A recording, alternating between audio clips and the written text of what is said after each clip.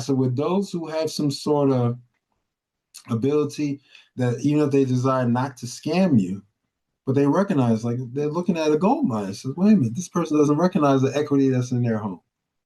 So we're going to figure out a way to try to, do deed theft or all the other unscrupulous ways of being scammed. Or, sometimes they do that to our senior citizens, and scare them into doing something they shouldn't be doing. And that's part of the plan as well. It's like, yo, who has the power of attorney? Who's helping grandma? Who's helping mom? Don't leave mom to her own devices. Don't leave dad to his own devices. After a certain age, certain things should be pulled out of certain names. But we're going to get into that as we move along. So if you have family, we're talking about your spouses, children, or aging parents who depend on your income, your decisions, or your presence, all need the protection a plan provides. You must have a plan. That's why here at the Comeback Collective Circle, we're about you doing a plan. Not you just doing life. Have a plan. This is the business of living. You're not living just to say, I'm just doing this so I can buy these nice things. No, that's not living. Living is, okay, what are you doing outside of yourself? How are you experiencing giving things that people can say, you know what, we remember these people being here. That's part of your legacy. And that's why it starts in the here and now. If you have assets, it's another reason why you need estate planning. A home, a car, a savings account, a retirement fund. Any asset you own has a destination when you're gone. A plan determines where it goes. Properly plan, position yourself for potential prosperity and success. Improper planning means that you're positioning yourself for failure. And I don't care if you're just an entrepreneur with a business or you're someone who's an employee. Even employees, if you're a homeowner, you should be thinking about a trust or a plan. It's like, no, I'm just a worker. Who said that? You may be an employee, but you still have assets. So don't make an ass out of yourself if you have not planned to make sure you protected your assets. Or if you have responsibility. Talking about business ownership. Your entrepreneurs out there, like including me and Dr. Cheryl, we're business owners. Guardianship. Sometimes you end up having to be responsible for other family members. Or community leadership all requires succession plans to ensure continuity beyond your tenure. Like, this is me giving a shout out to Mr. Sampson, his platform, the Legacy Chat, because he's part of the circle, so I have no problem helping to promote his product. But, the Legacy Chat with, Ernest Sampson III, and his platform is great because he's having those conversations with some of the individuals who are in our respective community. And you start to recognize their pathway of how they're building certain things in their respective areas. So that's definitely a YouTube channel you should check out.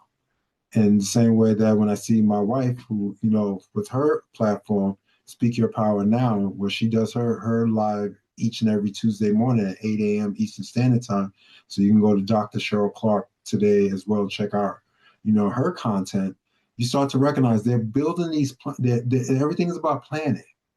Everything is about the movement of thought, because thoughts can become things. See, those ideas that you get allow you to be in a space that if you implement them right and you work them, you'll be working your mind and not your behind. And that is part of your legacy. That is part of your planning. So when you start to think about that, everything that you're doing has some aspect of some possibility when it comes to estate planning, which is part of your legacy. So the truth is, as the statement says on the bottom, if you have something, a family, a home, a dream, a business, you need a plan. Estate plan is not about wealth level. It is about wisdom level. I'll say those last two sentences again. Estate planning is not about wealth level. It is about wisdom level. And sometimes you can see yourself being well positioned to say, were you wise with what you had? Did you recognize that you wasn't supposed to eat every single thing that comes into your hands? That you're supposed to be taking care of your responsibilities, and part of your money is supposed to go back into investments, into things that are producing the possibility of pregnant money? Because if you're not doing that, then as we can see, inflation is high right now. It's only going to get higher. And how you can tell, you can go into your respective grocery store and you can see prices are going up. Fuel surcharges. We're hearing all this stuff with some of the carriers and delivery services and all the other stuff. The other day, Dr. Shaw went into a respective store and she was like, I'm not going in that store. They now charging because if you send it through here and this and the third, and you can recognize that people are making choices. People are making choices. Like, wait a minute, what's going on here? Because we have a conflict that's going on that is squeezing the global economy. Everyone's being affected. And it's going to be some time, even if this thing ended tomorrow, it's going to take time for it to wind itself down because of how everything moves from a macro and microeconomic space. So if you're not planning, you're planning to fail. Any thoughts before we move on about this respective slide? Any thoughts? Okay. The purpose of legacy planning. I'll read the paragraph and then we'll move in and we'll start playing with what's in the boxes. Beyond the legal mechanics, legacy planning serves a profound human purpose, ensuring that the people and causes you love are provided for, protected, and empowered long after you are no longer present to advocate for them. A legacy plan is an act of love made permanent through structure. And when we hear about something like that, you start to recognize how we have a great cultural background. We're culturally rich as those of us of African descent or those of us of descent, because sometimes I hate to say the word African because truly we're not really Africans either. But when you start to recognize that we came from the cradle of where all of life sprung forth from, you start to recognize we've always had structures in play. It was just sometimes the teachings, sometimes the way our certain things may have moved from a colonization standpoint were there to keep you minimizing just to think that you were subservient. And I'm talking to my Black and brown people. To attempt to keep you subservient or to keep you that, oh, we didn't do this or we didn't do that. And it's like, wait a minute. When you really start to break it down, even the Aristotles and the Socrates, they learned from people who look like us. And all of a sudden it became widespread and almost respected that, oh, an Aristotle or Socrates. Wait a minute. The information is not necessarily Greek. That came from somewhere. But that's part of also reverse legacy planning, because if people can hoodwink you into thinking that you're lesser than, then it's easier for you to keep saying, oh, I will keep playing small in my life. And that's the main reason why, as we talk about legacy planning over these next couple of weeks, we're here to bring it up to the thought pattern to recognize legacy planning is something that you can do right where you at. You end up, or you're a business owner, you own some property, you should have a legacy plan. You should be thinking about estate planning. You should be thinking about those things, because as we go into these respective boxes, you'll understand why. So Dr. Shaw, can you read the first box for us? Preserve family wealth.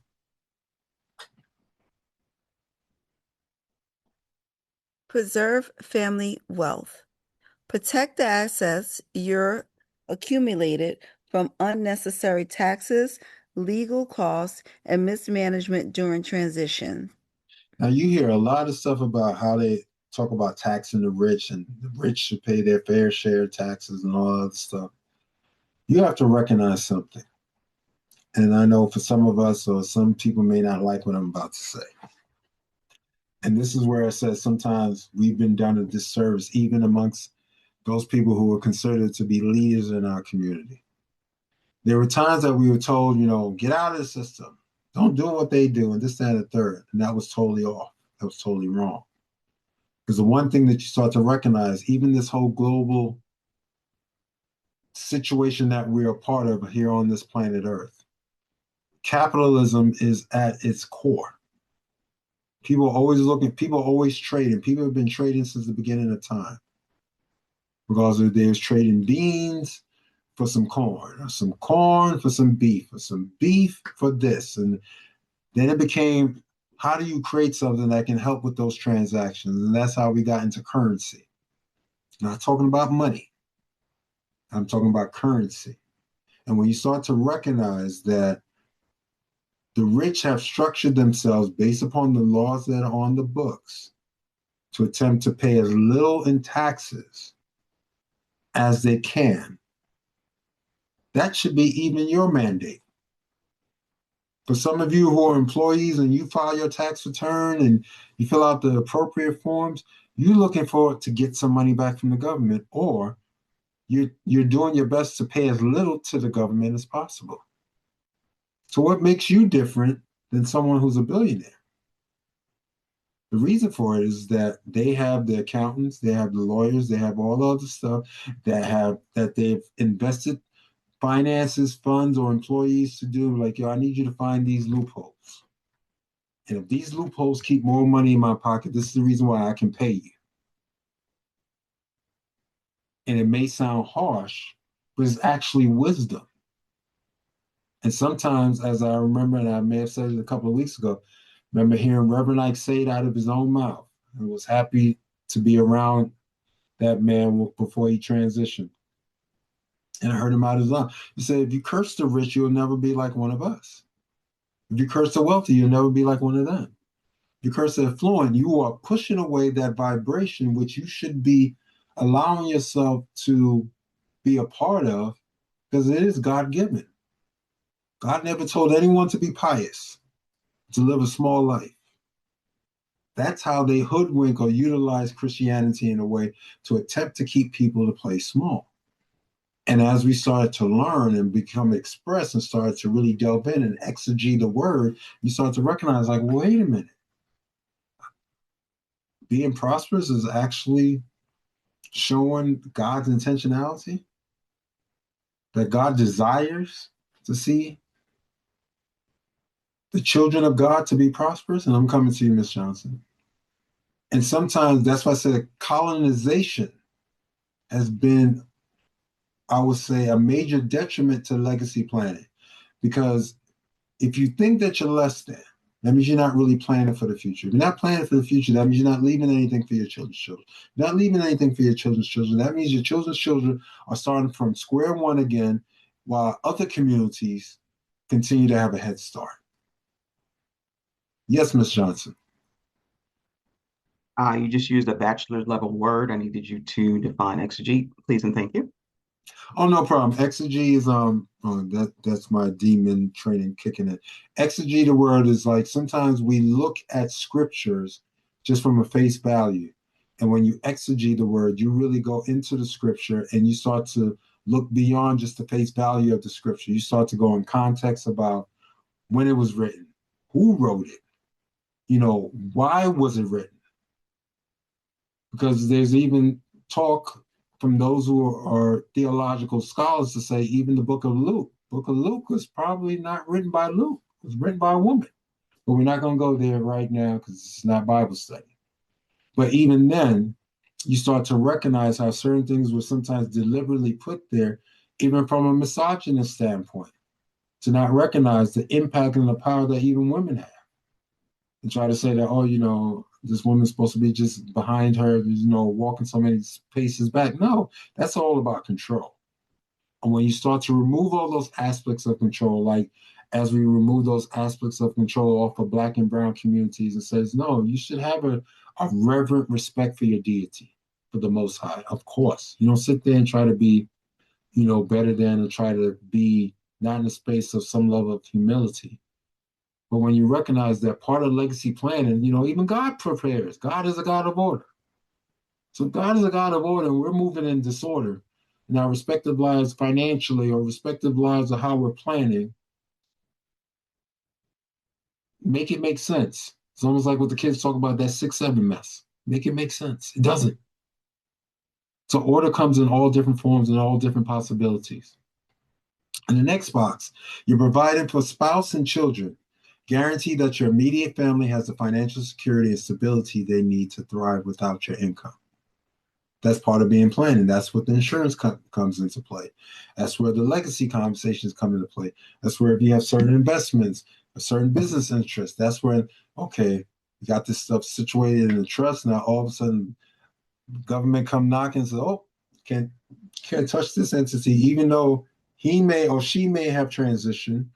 This stuff wasn't in their name. This stuff was properly situated in a will and then properly structured to see who's the executor of this, and then the trust is holding on to that, and people get their cuts every so often, this, that, and third, and the trust keeps going on in perpetuity because it's its own entity. But we're going to get into all that setting up and everything like that. So, Ms. Johnson, can you read the third one? Fund future generations. Create vehicles, trusts, investments, education funds that give your grandchildren and beyond a head start. That's why for some states, when you hear about 529 plans, or even something that this administration was attempting to say that they was going to create where you can, almost like a government-backed investment account. All these things are there so that you are creating those avenues and possibilities where you're giving those who are coming behind you a necessary leg up. So they're not starting from square one. See, to me, that is the most wicked thing. Because if we continue to adhere or to move in spaces where we're not positioning those who are coming behind us to have that head start, then we did ourselves a disservice. What did we do? What was our dash for? Our dash was just to do stuff for ourselves? To say, I went to these many places, or I bought these many clothes, and I had these many bags, I had this many shoes? No. After a while, and we started to understand that, me and Dr. Charles, it's like, wait a minute, okay, people start to recognize that you don't necessarily have to be like the Joneses. There's a reason why people keep pushing certain things in continuity to keep you as a consumer. Because if you're circulating your dollars as a consumer, which you end up spending, that means you have no time for creation mode. That means the resources, instead of it giving it some outlet or part of those resources, an outlet to say, yo, come back with some more money. No, I just got bills to pay and I'm just here to work and this and that. No, that's a lie. Somebody has bewitched you. And we got to change that dynamic. And support charitable causes. Extend your values and community impact beyond your lifetime through strategic charitable giving and philanthropic structures. That's why you hear about the Ford Foundation. So you hear about the Rockefeller Foundation, or the Andrew or the Carnegie Mellon Foundation, or whatever foundation that you can say. Anything that all of a sudden ends with the word foundation, you start to say, oh, even Bill Gates, who's still alive, has the Bill and Melinda Gates Foundation. Warren Buffett has his foundation. The reason why they create that, and those actually help with even helping them saving taxes as well. But see, these are these wealth strategies, and sometimes people just look at the rich and say, oh, the rich are doing this and the rich are doing that. It's like, wait a minute. But if you were one of the rich, you would probably be playing the same game. So are you mad at the game because you're not playing it? Or are you positioning yourself to win in the business of living? Because if you're positioning yourself correctly, if you allow yourself to get or attain that level, you will be doing the same thing. You'll be sitting there saying, wait a minute, how can I save as much in tax? I don't mind giving or participating, but if you have rules on the books that give me the opportunity, I'm not breaking the law, that means I would not be moving in wisdom if I don't apply those tactics.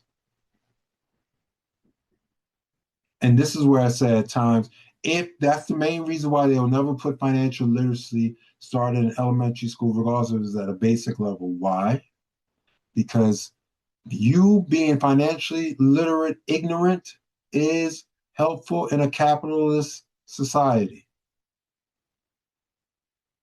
And even countries that claim to be communist now are more moving as capitalists than ever before. Because even communism doesn't work. And they know that. That's why they're selling goods. China's communism. They're the biggest exporters in the whole entire planet. So you may have a particular ideology, That doesn't mean that you're not a capitalist. You desire to make money, right? You desire for resources to come into your country. Yes. So you're a capitalist. So ideology and economics, two different things. So the statement that cements this respective slide, legacy is intentional provision, the deliberate act of ensuring your resources outlive your presence. Henry Ford has been dead for many moons, but his family still owns the Ford Foundation. His family still owns a major piece of the Ford Motor Company. They own basketball teams, they own football teams, they own all this stuff, diversified their money. Ford's name is still around. Rockefeller. For those of us who are New Yorkers, you can still go to Rockefeller Center. And you sit there and walk around these wonderful buildings. Wow, look at this whole area. This man been gone for probably we're in 2026. He's probably been dead now, probably at least maybe 80, 90 years. You still say his name. In the same way, they'll probably say the names of Bill Gates when he transitions, because his foundation will be going on in perpetuity, and then have their investments within that trust that keeps making interest. They're still, deciding who's in charge of that particular foundation. They're still doing things to allegedly help other people. And it just keeps going on and on and on and on. So, yes, legacy planning is not a rich thing, is not an affluent thing, is not a wealth thing. It is actually now a black and brown thing.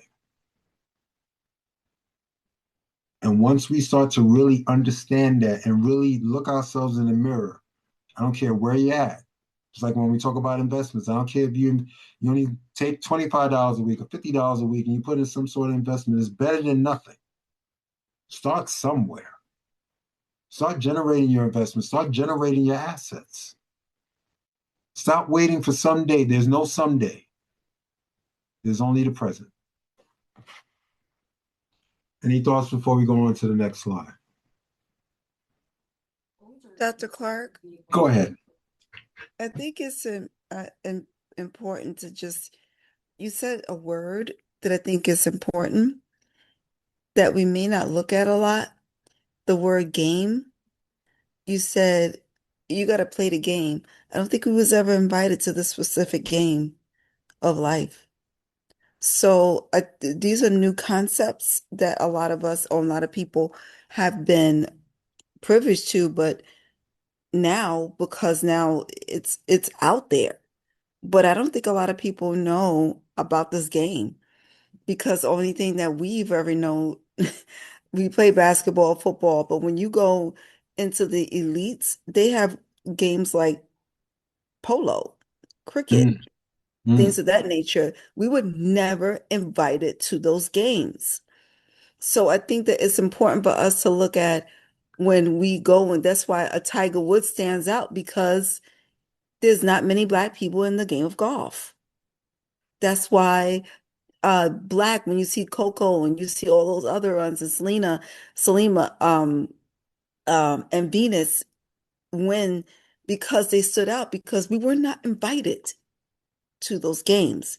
So the game of life that now you're teaching, I think that this is good. But however, I just want us to consider that we weren't invited to these games. I know I wasn't. You kind of the only one that started and where we go to for church in regards to wealth building. That kind of opened the door to that credit. Let's just be honest. There's some people in our neighborhoods that will use their children's names. Let's just be Mm. honest when they're little. And by the time they get up to age, their social security number is now not valid. So those are the games Oh, just that, jacked up. It's valid, but it's just jacked up. yeah, but this is the thing where we didn't know how to use the credit appropriately. Mm. So understanding even the world of credit, even the word of line of credit, all of those things matter, but we were not taught that game. So I think it's just very wise to say that name of that game because we play a very different game. And I'm complete. Thank you for that. And I appreciate that. And I can respect what Dr. Charles is saying. The reason why they desire not for you to recognize that there is the game of life. Well, I say it like this. I'm dating myself again. As a 70s baby, I remember the board game, The Game of Life. And maybe Dr. Shaw even remembers that board game of The Game of Life. I don't know if Miss Johnson remembers The Game of Life, but I remember The Game of Life. And you would sit there and you would play the game and you would move through the spaces and you would spin the thing and, you know, you can move but so much space and you had taxes and all this other stuff. It was a game of life. You can Google it. And so when you start to recognize that even in that game, just like Monopoly, when you think about Monopoly, Monopoly was another one of those games that initially wasn't for the masses because now they were showing you structure of how you can go through to play this board game and how to see certain things like, wait a minute, okay, I got to pay rent here. And how do I get to the point that I can purchase some property and get this deed in my hand? You know the game of Monopoly. And all of a sudden, these necessary structures, or how do I invest in this railroad? Or how do I, eventually can own a hotel? And how do I, and then all of a sudden you get assessed for taxes or repairs and all this other stuff. These were games. And sometimes we were positioned in some of our communities like, oh, don't play that game. Playing a game is, they would say, it's of otherness or the devil or whatever it is that they desire to concoct. And it's like, wait a minute. Why would they say that to you? Why would they say you shouldn't be doing that, but you're over here doing it? How is it that these people shouldn't be doing this because they're attempting to give you a piece of Christianity or position you within Christianity to keep you minimized, but then you over here, it's like what they did to those of the Aboriginal in the mother continent. How do you come here and find all these wonderful natural resources that was under these people's feet on their land, and all of a sudden claim it to be yours, and try to hand them a book that they were probably aware of and probably more spiritually adept, then all of a sudden take their resources? But see, that's part of, a particular plan that was had and concocted. What would give you the right to think that you can go to someone else's land and find other people there and feel within yourself that you have the right to enslave others? But see, all this was a plan. And as Dr. Charles alluded to, there were certain things, especially in our urban spaces, especially in those communities where they may not necessarily say, no, don't share that information with them. Why? Because once you become awakened, or once the mind has been expanded, you can't go back to its original size. You can't go back and say, "Oh, I'm going to unlearn the fact that I can aspire to for the grapes on the vine. No, I'm gonna keep digging on the ground and keep just pulling stuff out of the ground and eat that." It's like, wait a minute, there's other stuff that you can reach for. And so, yes, geopolitically and socioeconomically, that's the main reason why we have to have this type of platform of the Comeback Collective Circle and have this platform of the Comeback Conversations with Dr. Clarke, because we have to recognize how we are attempted to be positioned, and we're breaking all that. There's no glass ceiling here. There's no box.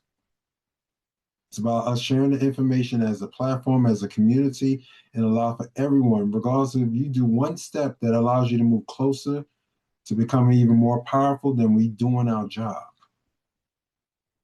And that's why we ask you to support the platform. But as we come into this last slide for today, and this is the financial literacy integration number 1, wealth must be structured to survive. The reason why I highlighted that structured, because sometimes we can just say, okay, wealth must be blank to survive. No. If it's not structured, the worst case scenario is, and we've broken that down in previous weeks, but I don't mind reiterating it. You could be making a 6-figure salary and be worse off than someone who makes $40,000 a year. because the way that you've structured your life has screwed you over, where you're making six figures, but you be making 120,000, but your lifestyle's at 140,000. It means you're 20,000 in debt. You're in the red. And from a business standpoint, everyone desires to be in the black. How interesting. Everybody desires to be in the black. That's the only time everybody desires to be black, right? Wants to be in the black. But if you're living or moving in that particular way, that means you're always playing catch up. And that's how they desire for Black and brown communities to be. And as we start to get into these spaces now that we're having these relevant conversations, that we're having these areas, that's like, no, we're not staying like that. We're not. That is not on my watch. And even how to utilize credit effectively, which is OPM, and how to leverage that so that you can grow your respective entities, even that is important, because a good name is hard to find. You can jack up your name. You can jack up your name and say, oh, people don't want to lend me any money. Yeah, because you messed up your name. And that's why it sounded like a joke, as Dr. Shaw was alluding to, about, people used to put, people's, utility bills and things of that nature, not recognizing they were messing up their children's name. Yeah, the Social Security number is valid for them to eventually get a job when they're of age, and all of a sudden it's like, wait a minute, how come I can't get access to credit? Well, we have all these different things that were put under your Social Security number or under your name that, like, why would you do that? That shows piss poor planning. But that's how they desired our community to move. Well, we're getting rid of all that. We're getting rid of all that. So, income is a starting point, not a destination. Is the first line in the top paragraph. Income is a starting point, not a destination. Because even if you are an employee, you can be taking some of that money and figuring out, if you give 9 to 5 to someone else, you can give yourself at least a couple of hours each day, per day, to invest in something for yourself. I don't care if it's a side gig. I don't care if we have gig economies, whatever. But don't sit there and just say, oh, I'm just this. I'm just this employee. You're doing yourself a disservice. Because as we can see, there are plenty of employees right now who, if they move like that, they're coming into those realities that all of a sudden their position is being removed, or that particular pattern of positioning is no longer needed. So what are you going to do now? Because you didn't prepare anything for yourself outside of that. So it's very important. Millions of people earn wealth throughout their lives and still leave nothing behind because their earnings were never organized into structures that persist. A paycheck stops the moment you stop working. A properly structured asset continues to generate, protect, and transfer value indefinitely. That's what we're talking about with this legacy planning. That's why the structures have to be there. The families who build multi-generational wealth are not always those who earned the most. They are those who were intentional enough to build systems around what they earned. What system are you working through? Or are you still under the fantasy that someone's telling you, oh, I'm not going to be a part of this system and this, that, and the third, and I'm going to just stick my head in the ground and just, what are you doing? You don't know how much you've been hoodwinked? So yes, you are supposed to figure out the necessary systems, because that's the case, even people who are employees say, oh, I have a 401k. You're in a system. That 401k is attempting to produce a pension. So once you desire, if you're going to give them 30, 40 years of your life, that at the end of that time frame, all of a sudden you have some sort of sustainability in income because you made some investments into something that was producing results. Because if it's a Keo, if you're a business owner, Roth IRA, 401k, these are all investment vehicles. Mutual funds, investment vehicles. They're part of your legacy plan and they're structures. So even as an employee, you're responsible. But don't just be stuck as an employee. That's why the very first sentence says income is a starting point, not a destination. Don't look at whatever comes into your hands as, oh, this is the end all be all. No, I need to flip it. You got to think like an entrepreneur. How can I take part of this money? I understand I got my responsibilities, mortgage, rent, whatever, the things I need for us to live. Now, how do I take the rest of this, and this stuff can come back with some more pregnant money? So I'm going to ask Ms. Johnson, can you read the core principle for us?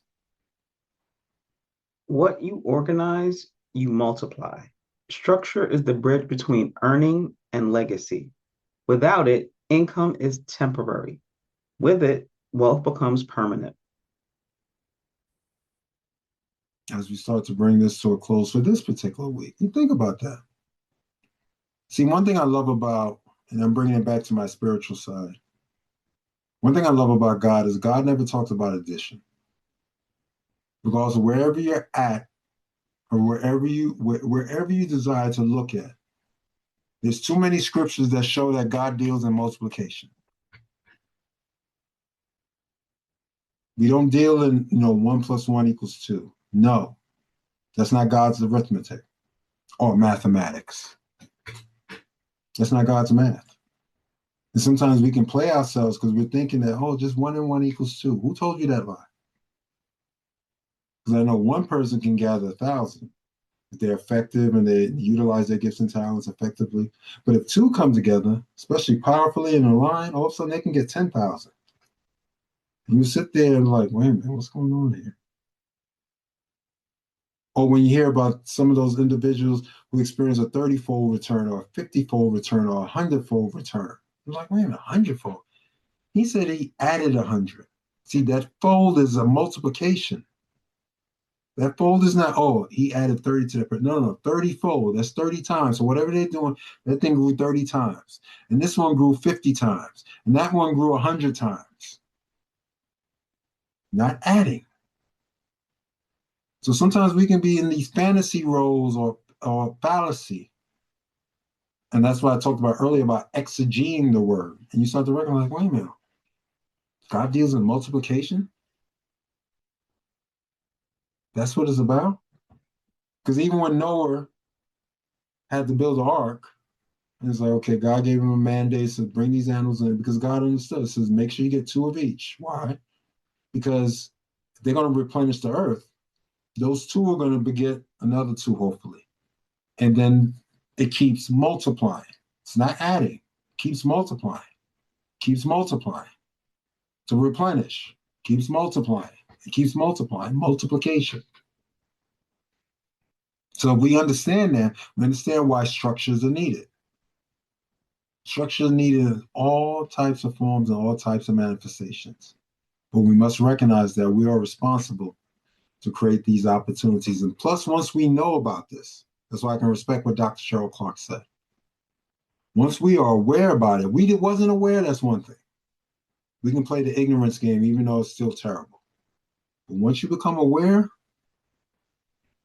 that means now we got to see how do you make respective decisions. You got to work with your decision making. And finally, the shift. Move from being an income earner to becoming an asset owner. Own things that work when you don't. Now they say certain people go to sleep and they're still making money. Or sometimes people who got laughed at say, I make 10 cents from each transaction over here. And people are like, you only make 10 cents, ha ha ha. And says, oh, you're laughing. How many transactions happened today? Well, 2 million. You start sitting there like, oh, so 2 million, 10 cents a transaction meant that person today made $200,000. And you're sitting there, did you make $200,000 today? But you laughed at the dime, or you laughed at the penny, you laughed at the nickel. But then with the compound interest, if that was just one day, and you multiply it by the next day, and then you start diversifying the money, you start putting in other investment vehicles, and now all of a sudden that money's coming back pregnant, but you got this thing still rolling over here. You start to recognize why certain people are winning in the game of life, in the business of living, and they are positioning others to not win. Because I'm not going to call anyone a loser. just position not to win. Now you have to make the respective choice within yourself. Are you choosing to win, or are you choosing not to win? With that being said, we are complete.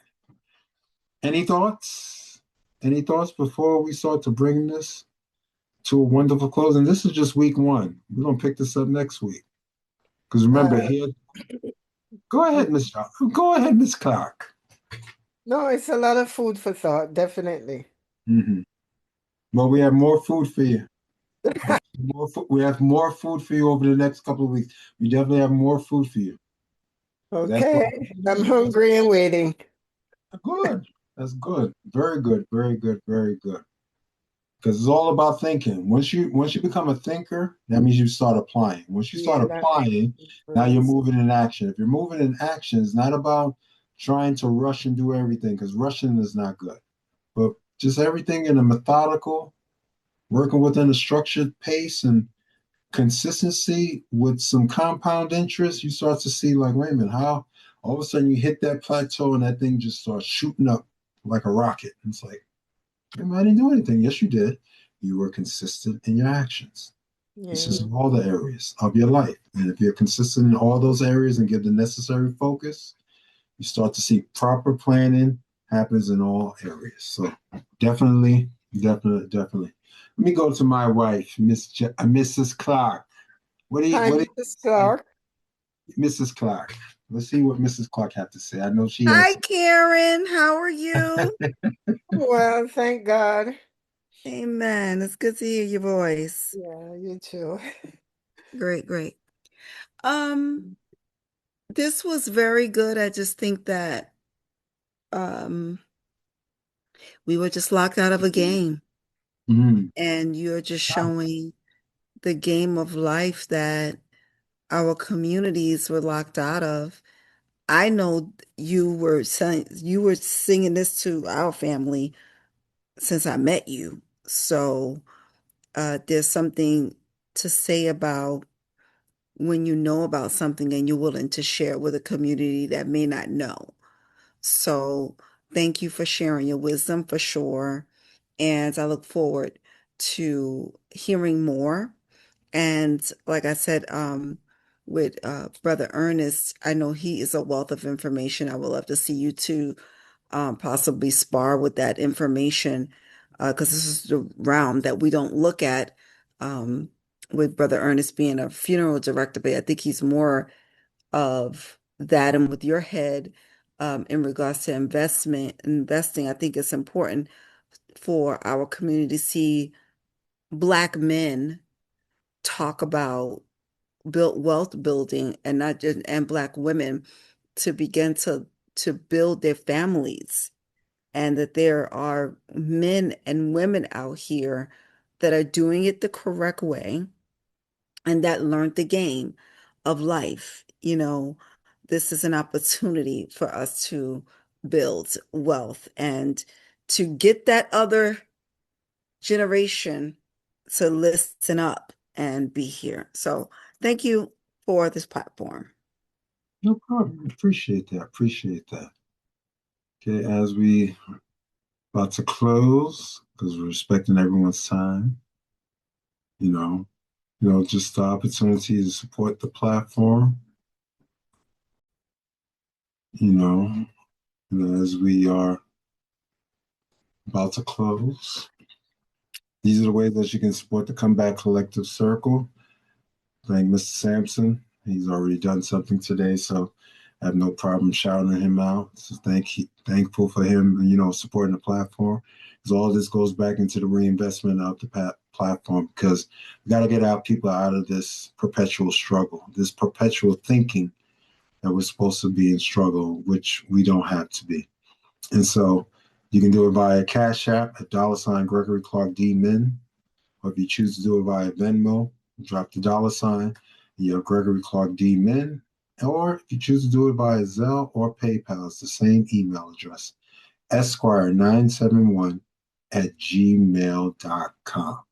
So once again, support some of the other platforms that are here, the Legacy Chat, with Ernest Sampson III. Definitely go check out his channel. Definitely check out Dr. Cheryl Clarke's channel. She's live each and every Tuesday morning, 8 a.m. Eastern Standard Time. For as she goes live and she's empowering people to, express and have power in their voice. And, they're very fundamental and very necessary parts of the Comeback Collective Circle. And so until we join next week with the next part, dealing with legacy planning as we're dealing in wills and trusts, this is Dr. Gregory Clarke saying, have a great rest of your week and can't wait to see all of you next week. Peace and love. Good night, everyone. Good night. Bonne nuit. Good night. Good night.